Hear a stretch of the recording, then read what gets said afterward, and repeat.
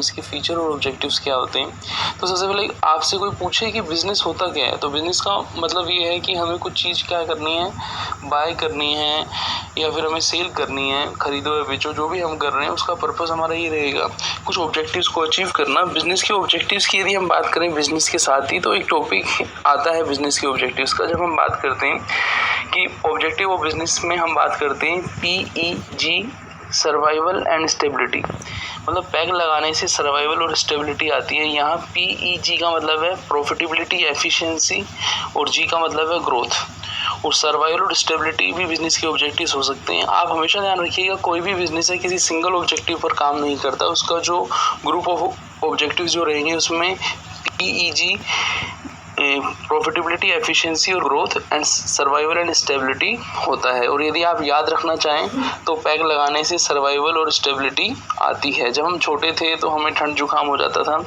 तो हमें अपने सर्वाइवल के लिए थोड़ा बड़े घर के हमें थोड़ा सा कुछ पीने के लिए देते थे, तो उसको हम पैग बोलते थे, PEG, पैग लगाने से सर्वाइवल और स्टेबिलिटी आती है। वही चीज़ यहाँ पे है कि बिजनेस के अंदर ऑब्जेक्टिव्स होते हैं, वो ऑब्जेक्टिव इन्हीं में से कुछ होंगे। तो हम बात करेंगे सबसे पहले बिजनेस क्या होता है। तो बिजनेस मीन्स कि आप कुछ भी बाय या सेल कर रहे हैं जिसका पर्पस आपका कुछ ऑब्जेक्टिव को अचीव करना है, और वो ऑब्जेक्टिव मैंने अभी थोड़ी देर पहले बताया आपको, प्रॉफिटेबिलिटी हो सकता है, एफिशिएंसी हो सकता है, ग्रोथ हो सकता है, सर्वाइवल हो सकता है, स्टेबिलिटी हो सकता है, ग्रुप ऑफ ऑब्जेक्टिव होगा, कोई सिंगल ऑब्जेक्टिव नहीं होगा। अब हम बात करेंगे एनवायरनमेंट की। एनवायरनमेंट क्या होता है? देखो, environment means surrounding. Surrounding means जैसे हम बात करें कुछ सराउंडिंग इंटरनल भी होती है, कुछ सराउंडिंग एक्सटर्नल भी होती है। तो बिजनेस के अंदर हमें कुछ चीज़ें हमें बिजनेस के अंदर ही मिल जाती है, उन्हें हम इंटरनल सराउंडिंग बोलते हैं। और कुछ हम जब बिजनेस के बाहर जब हम बाय या सेल करते हैं या मैन्युफैक्चरिंग करते हैं, तो हमें कुछ एक्सटर्नल सराउंडिंग भी मिलती है। जैसे हम यहाँ पे इमेज देखें तो बिजनेस की जो सराउंडिंग है उसको हमने इस तरीके से समझाया है कि मान लीजिए एक फर्म है, तो उसकी जो इंटरनल सराउंडिंग होगी उसमें उसकी, जैसे हम कॉस्मिक बात कर रहे थे, कॉम्पिटिटर याद हो आपको, ऑर्गेनाइजेशन रहो, मार्केट हो, इंटरमीडिएटरीज हो, आपका कस्टमर था, इस तरीके से। तो ये इंटरनल सराउंडिंग हुई। और एक्सटर्नल सराउंडिंग की बात करें तो मैंने आपको बताया था पेस्टले, आपका पॉलिटिकल है, इकोनॉमिकल है, सोशल है, टेक्नोलॉजिकल है, लीगल है, एनवायरमेंटल है, तो वो सब चीज़ें आपकी एक्सटर्नल सराउंडिंग के अंदर आती हैं।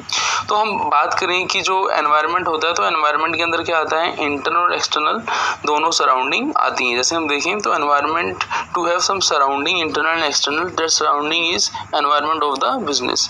अब ये जो आपकी सराउंडिंग रहेगी ये इफेक्ट करेगी डिमांड को, सप्लाई को, कॉम्पिटिशन को, इसको इफेक्ट करती है। अब हम बात करें बिजनेस प्लस एनवायरनमेंट दोनों को हम समझें तो बिजनेस एनवायरनमेंट क्या होता है। तो बिजनेस एनवायरनमेंट में आप देखेंगे कि business environment is a conducting set of activity to achieve objective of the business, कि हम बिजनेस की जो सराउंडिंग है उस पर हम बहुत सारी एक्टिविटीज परफॉर्म करते हैं जिनका ऑब्जेक्ट्स कुछ ना कुछ ऑब्जेक्टिव को अचीव करना होता है। इन ऑब्जेक्टिव्स की लिस्ट हमने अभी नोट के अंदर पढ़ी थी, आपको याद हो, ऑब्जेक्टिव ऑफ बिजनेस पढ़े थे, प्रॉफिटेबिलिटी, एफिशिएंसी, आपका ग्रोथ, सर्वाइवल एंड स्टेबिलिटी। तो ये रहा आपका बिजनेस एनवायरनमेंट की। बिजनेस एनवायरनमेंट क्या होता है? Business environment is conducting set of activity to achieve objective of the business. अब हम बात करेंगे कि जो अपना बिजनेस एनवायरनमेंट रहता है उसके ऑब्जेक्टिव्स के बाद कि ऑर्गेनाइजेशन और एनवायरनमेंट में क्या रिलेशनशिप है। तो ऑर्गेनाइजेशन और एनवायरनमेंट में आपको रिलेशनशिप समझनी है तो आपको थोड़ा सा एक किसी इंडस्ट्री के एग्जांपल लेना होगा। सपोज मान लीजिए हम टेलीकम्युनिकेशन इंडस्ट्री के एग्जांपल ले लेते हैं। जो अपनी कंपनीज हैं जो आपकी सेलुलर सर्विस प्रोवाइड कर रही हैं वो कंपनीज हैं, उनका एग्जांपल ले लेते हैं। तो आपने सोट एनालिसिस पढ़ा होगा, हम सोट एनालिसिस करके यहाँ पे समझते हैं। देखो, सोट के अंदर इंटरनल के अंदर हम किसको इंक्लूड करते हैं? स्ट्रेंथ और वीकनेस को हम इंक्लूड करते हैं। और एक्सटर्नल के अंदर हम किसको इंक्लूड करते हैं? अपॉर्चुनिटी और थ्रेट्स को हम इंक्लूड करते हैं। यहाँ पे हम बात करें कि स्ट्रेंथ क्या है, जैसे हम बात करें कि टेलीकॉम सेक्टर के लिए स्ट्रेंथ क्या और वीकनेस क्या है। तो स्ट्रेंथ तो है गुड कस्टमर बेस, जो है आप देखें आजकल MNP सिस्टम चल रहा है, मोबाइल नंबर पोर्टेबिलिटी, तो जिसके बाद अच्छे कस्टमर हैं वो उसकी स्ट्रेंथ है। रिनोन कंपनी है जिनके पास बहुत सारे कस्टमर हैं जो फर्स्ट सेकंड नंबर पे हैं। और वीकनेस का मतलब ये है कि वो कंपनीज जिनके पास कस्टमर बेस तो था लेकिन वो कस्टमर बेस पुअर टेक्नोलॉजी के कारण वो शिफ्ट हो गए, तो उसका वीकनेस रहा। तो ये इंटरनल एनवायरनमेंट फैक्टर हैं टेलीकॉम सेक्टर के। अब हम बात करें एक्सटर्नल एनवायरनमेंट फैक्टर की, तो अपॉर्चुनिटी और थ्रेट्स की हम बात करें, वही चीज़ इसकी अपॉर्चुनिटी ये है कि कस्टमर्स की जो डिमांड है उसको हमें पूरा करना है। ये एक्सटर्नल एनवायरनमेंट फैक्टर है टेलीकॉम सेक्टर के लिए, ग्रोइंग कस्टमर डिमांड। और थ्रेड्स क्या है? थ्रेड्स ये है कि इस सेक्टर के अंदर कंपटीशन बढ़ रहा है, आपका प्राइस वो चल रहा है, कस्टमर सेटिस्फेक्शन चल रहा है, कस्टमर्स इसे किंग मानते हुए हमें एक्सटर्नल फैक्टर को कंसीडर करना है। तो ये जो relationship between organization and environment है, ये हमने एक शॉर्ट एनालिसिस की हेल्प से हमने समझी कि ऑर्गेनाइजेशन एनवायरनमेंट के अंदर क्या रिलेशनशिप होती है। अब हम बात करेंगे कि जो आपका बिजनेस एनवायरनमेंट है उसके कुछ फीचर्स होते हैं। बिजनेस एनवायरनमेंट का जैसे मैंने थोड़ी देर पहले आपको इंटरनल एक्सटर्नल सराउंडिंग भी बताया था इस इमेज के थ्रू। बिजनेस एनवायरनमेंट के कुछ फीचर्स होते हैं। फीचर्स को हम इस तरीके से समझ सकते हैं, जैसे कॉम्प्लेक्स होता है। कॉम्प्लेक्स मतलब समझते हैं आप, मोर देन वन फैक्टर, इसको हर बिजनेस के अंदर मोर देन वन फैक्टर रहते हैं जो उसको इफेक्ट करते हैं। सब कुछ इंटरनल सराउंडिंग से होते हैं, कुछ एक्सटर्नल सराउंडिंग से होते हैं। डायनेमिक्स रहता है, चेंज होता रहता है, हमें टाइम के साथ साथ अपने आप को चेंज करना पड़ता है। मल्टी फेसेस रहता है कि हम इसमें सिंगल फेस्ड प्रॉब्लम नहीं आती, मल्टी फेस कॉम्प्लेक्स प्रॉब्लम हमारे सामने आती है, और इसका एक फॉर रीचिंग इम्पैक्ट भी रहता है। तो यहाँ पे आप देखें तो हमने कोड वर्ड लिया है, कॉम्प्लेक्स का C, डायनेमिक्स का D, मल्टी फेस का M लिया है, और ये फॉर रीचिंग इम्पैक्ट हमने ये लिया है।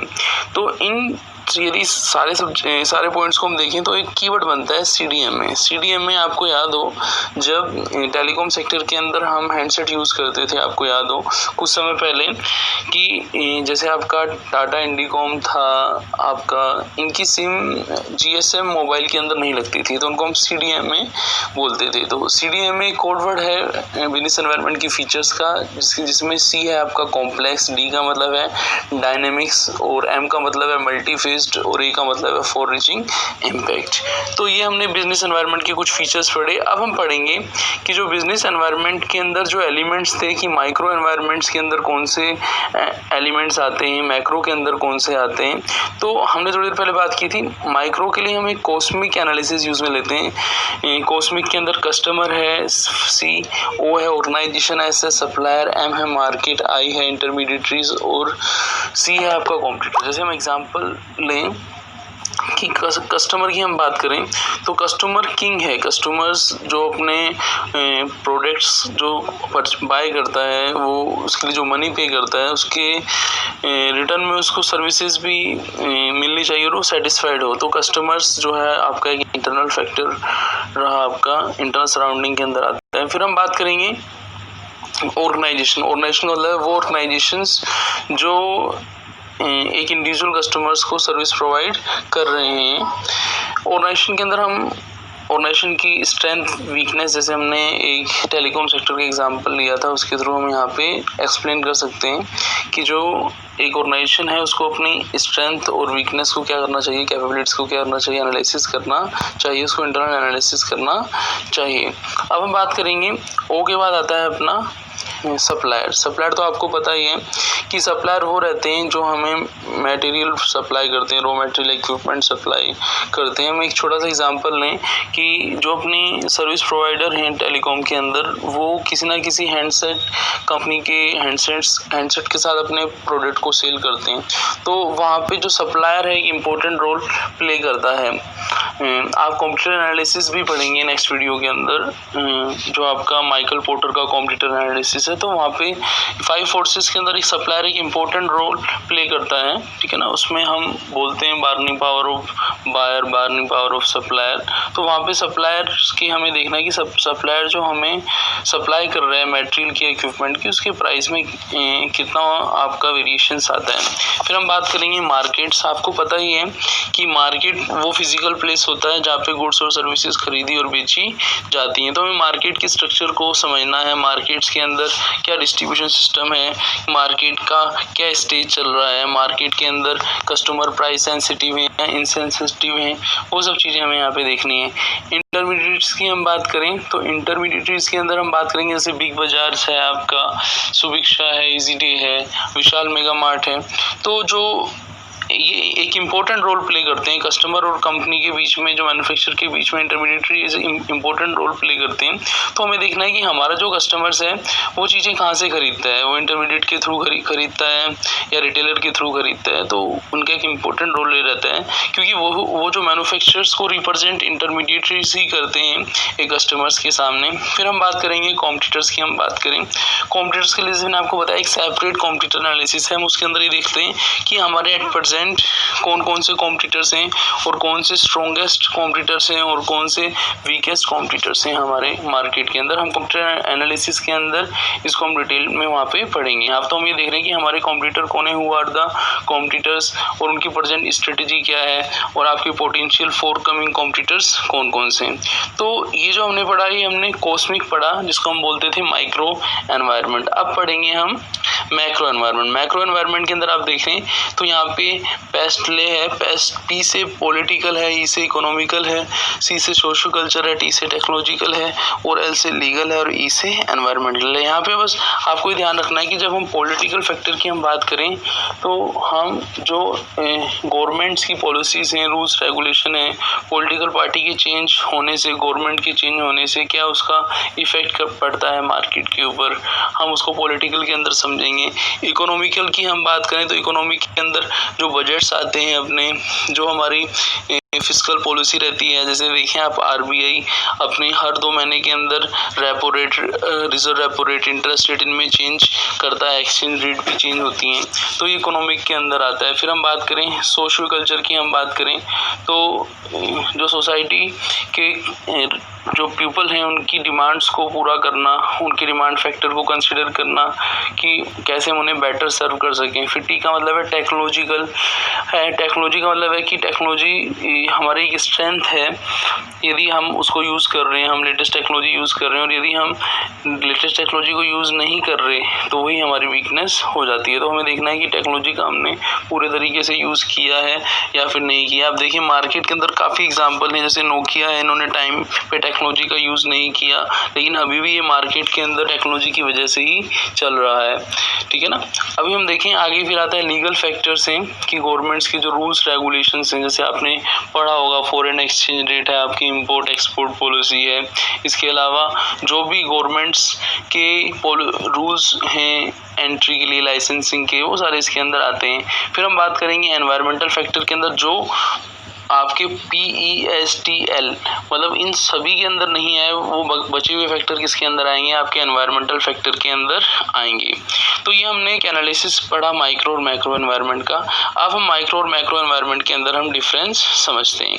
तो सबसे पहले हमें देखना है कि माइक्रो एनवायरनमेंट है, इंटरनल सराउंडिंग से रिलेटेड रहता है। तो पहला पॉइंट यही है कि micro environment refers to the forces that are very close to the company, क्योंकि इंटरनल सराउंडिंग से है और ये बहुत ही कंपनी के क्लोज माना जाता है। फिर हम बात करें कि जो भी फैक्टर्स माइक्रो के अलावा बचे और जो इंटरनल सराउंडिंग में नहीं है, वो किसके अंदर आएंगे, आपके मैक्रो एनवायरनमेंट के अंदर आएंगे। पर ये जो मैक्रो एनवायरनमेंट के जो फैक्टर हैं वो माइक्रो को भी इफेक्ट करते हैं। इनके हमने सेपरेट एनालिसिस पढ़े। माइक्रो के लिए हमने कॉस्मिक पढ़ा, मैक्रो के लिए हमने पेस्टल पढ़ा है। फिर हम बात करेंगे कि माइक्रो एनवायरनमेंट के अंदर कौन कौन से एलिमेंट को हम इंक्लूड करते हैं। तो मैंने आप थोड़ी देर पहले हमने डिस्कस किया कि जो आपका माइक्रो एनवायरनमेंट के फोर्सेस रहते हैं वो क्लोज टू द कंपनी रहते हैं। तो इसको हम शॉर्ट टर्म बेसिस पर, जैसे भी हमें लगता है कि हाँ भाई कि हमें अब काफ़ी टाइम हो गया इसको समझे हुए, इंटरनल फैक्टर्स को हमें उनको एनालाइज करना चाहिए, तो हम शॉर्ट टर्म बेसिस पर इन्हें एनालाइज करते रहते हैं। और जो आपके मैक्रो एनवायरनमेंट फैक्टर हैं ये डे टू डे हमें इफेक्ट नहीं करते। ये जो फैक्टर्स हैं एक पीरियोडिकल डिफरेंस के बाद ही हमें इफेक्ट करते हैं। तो इस पूरी वीडियो के अंदर हमने जो बिजनेस एनवायरनमेंट है उसको हमने पढ़ा। अब हम